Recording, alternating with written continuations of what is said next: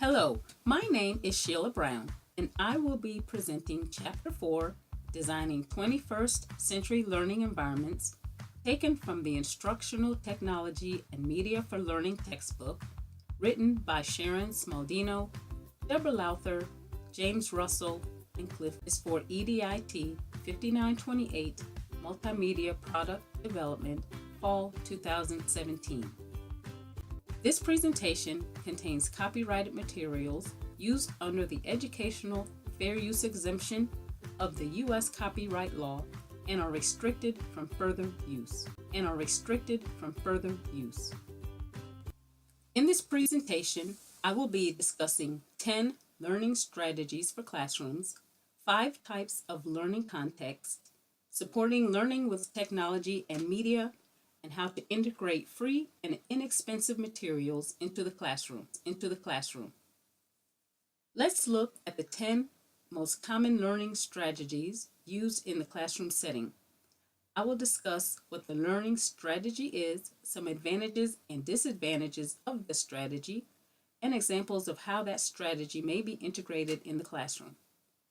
The learning strategies are presentation, demonstration, drill and practice, tutorial, discussion, cooperative learning, problem-based learning, games, simulations, and discovery. The first is presentation.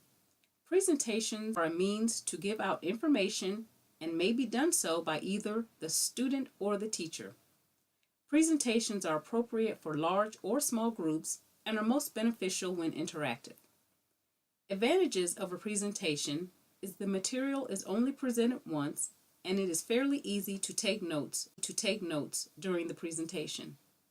The presenter goes at her own pace, so stopping for questions is easy to do, and presentations are adaptable to many types of technology interfaces. The disadvantages of a presentation is not all learners do well with sitting and listening to someone talk, which means there is a potential to lose the audience and note-taking from them will be quite difficult. Technology can easily be used during presentations in the form of a PowerPoint presentation, just like the one you are viewing, pre-recorded videos, or even a smartboard application where the students have a clicker responder to respond to questions asked during the presentation. This keeps the students engaged in the discussion and there is a less likely chance of them getting bored. The next strategy is demonstration. Here the students are being shown how to do something or how something works. A demonstration can be simple or complex and can also be used for small to large groups. The advantages of a demonstration is that the students can see how the task is performed and can then imitate it. Since only the teacher is demonstrating, there are limited resources being used. Also, a safer environment when a potentially harmful demonstration is being performed. On the flip side, the disadvantage of a demonstration is that there is little room for hands-on learning, and if you are in the back of a group, your view of the demonstration may be limited. Technology can be integrated into a demonstration by use of a video recorder. The third strategy is drill and practice. With drill and practice, the learning concepts are reinforced as the student is continuously reviewing the concepts during the drills. This strategy is particularly beneficial in teaching mathematics or even language arts. Teachers are able to give feedback and correct the errors of the students as they progress through the exercises. The advantage is that information can be presented in small segments and building in exercises or practice is relatively easy. The disadvantage is being bored of the repetition and repeating the same concepts over and over again. Due to the number of online applications available, the chance of getting bored is greatly reduced. Number 4 is the tutorial strategy. Tutorials are used to review and teach new material. In this strategy, the student works an agent that could be the teacher, a piece of software, or even printed materials that will guide the student through the material. The advantages of tutorials are that they are very effective for independent learning because the learner sets his or her own pace and can advance to the next level when they're comfortable. The disadvantage is a large margin for boredom and a little accountability because no one is watching. Computer to learning applications do well, as well as audio recordings, and are a way to add technology to tutorials. In the middle of the list is discussion. In the middle of the list is discussion. This is an exchange of ideas, whether it be teacher to student or student to student, and allows for greater interaction as concepts are looked at deeper. Discussions are good for small and large groups. In a discussion, students tend to be more engaging because the teacher will challenge him or her to think outside the box, and new ideas and viewpoints always arise. If a student does not feel like he has something to contribute, he may not participate, particularly if they do not understand the topic. Video conferencing and online discussion boards are a great way to get students involved in discussions. At number 6 is cooperative learning. This is where students work together as a team to complete a project. Assigning roles to each member of the group helps to facilitate the progress. The pluses for cooperative learning strategy is when the ability levels of the members are mixed, you'll have a well-rounded experience for all involved. Cooperative can be informal or formal to succeed. Although the group size can be any size, a larger cooperative will not be as beneficial, and having similar ability levels of the members may cause the group to be stagnant. A multimedia presentation is a great way to utilize technology in a cooperative. Next, there is problem-based learning. In this, real work problems are the focus because it promotes problem-solving skills that are useful when keep the students interested and engaged, and can even improve research techniques as the student looks for ways to solve the problem. Sometimes it is hard to create doable scenarios, and the task can become very time consuming. Because of this, problem-based learning may not be suitable for all age levels. Incorporating technology is quite easy in problem-based learning with simulated games. The 8th strategy is games. We all love games. Games create a competitive environment involving a single or multiple learners. A prescribed set of rules needs to be followed in order to get to the end goal. Games are good for holding the attention of students and can be played in a variety of settings. When one player gets too competitive, the benefit can be diminished for the other players and the learning intent is lost. Digital or software-based games make good use of technology here. Coming in at number 9 is simulations.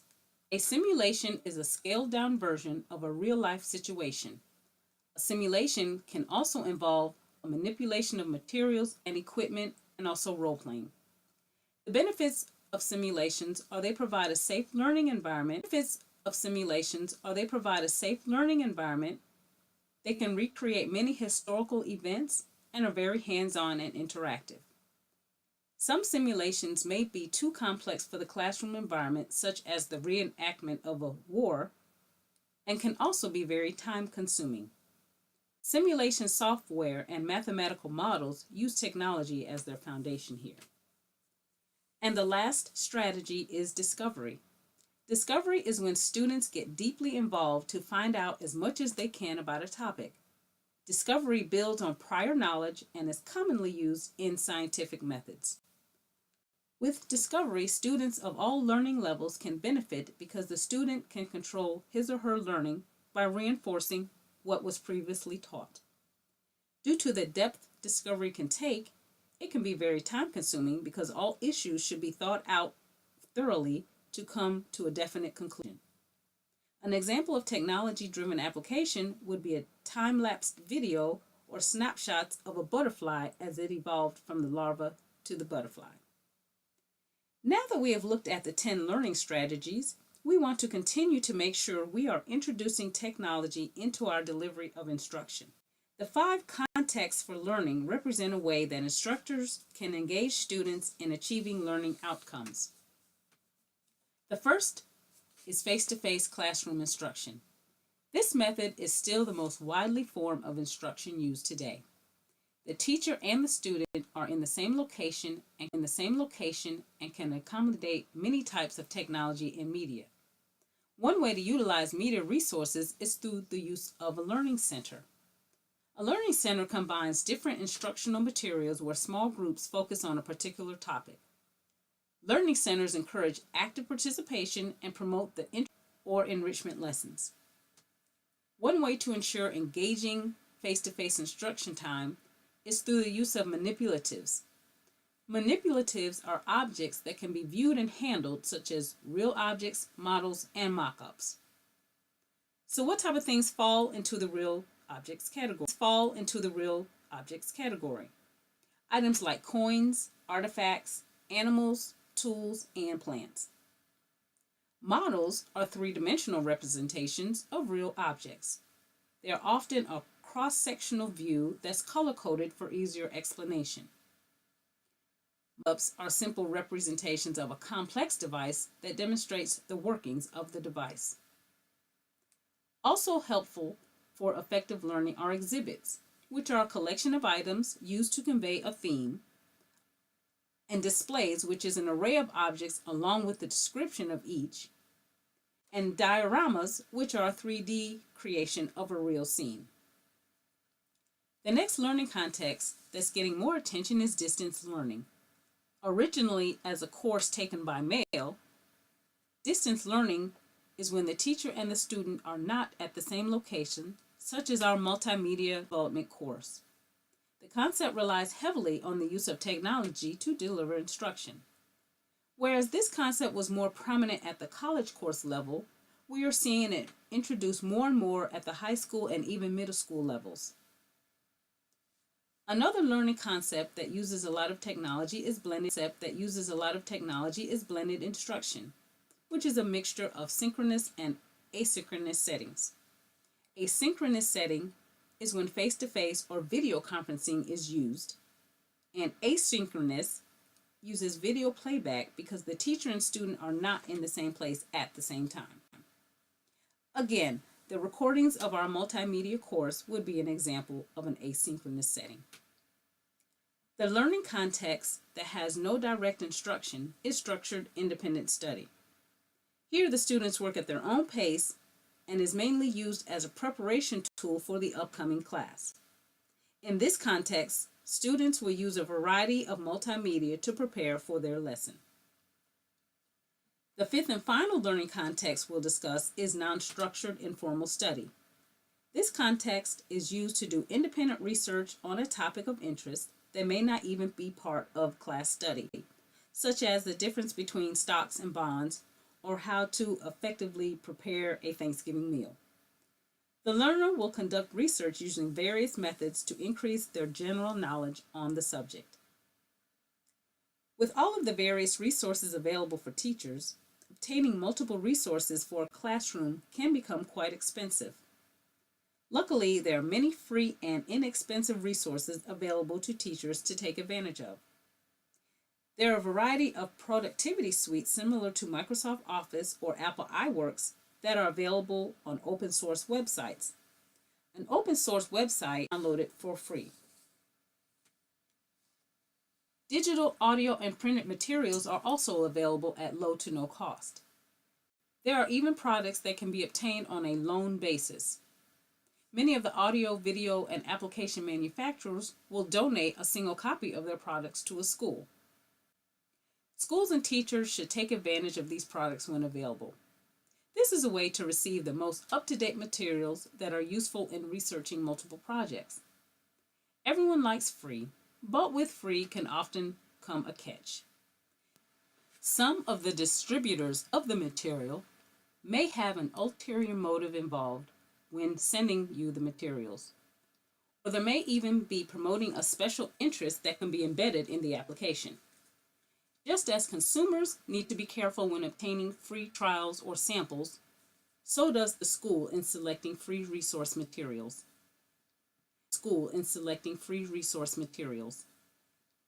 There are a lot of organizations and agencies that will distribute educational materials at low to no cost. They include businesses, federal agencies, museums, libraries, utility companies, and many more. Digital materials can be obtained as a download. Other materials, such as audio, printed materials, and even video materials, may be obtained by requesting the materials via phone, email, mail, or fax. When requesting in writing, please be sure to use official school letterhead and have the request signed by the principal to make it more authentic. If you are unsure as to the material, request a sample first to review it and determine if the material is appropriate and be beneficial for your classroom. And as always, offer feedback on the materials whenever requested. Classrooms from chalkboard and chalk to interactive smartboards. Students have gone from having books and papers to now having an 8x10 tablet. As the age of technology plunges forward, what will be next? Some manufacturers are already producing smart desks for the classroom. These desks will have an interactive whiteboard built into the surface of the desk, and the desks will be networked to a teacher console.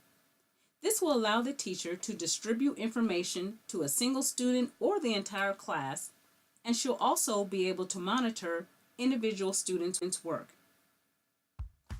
In summary, we looked at the 10 commonly used learning strategies, the disadvantages and advantages of each, and also gave an example how to incorporate that strategy into the classroom. We then looked at the 5 learning contexts and talked about how technology and media are used in the classroom setting. And finally, we discussed the benefits and drawbacks of free and inexpensive materials, along with how and where to obtain them.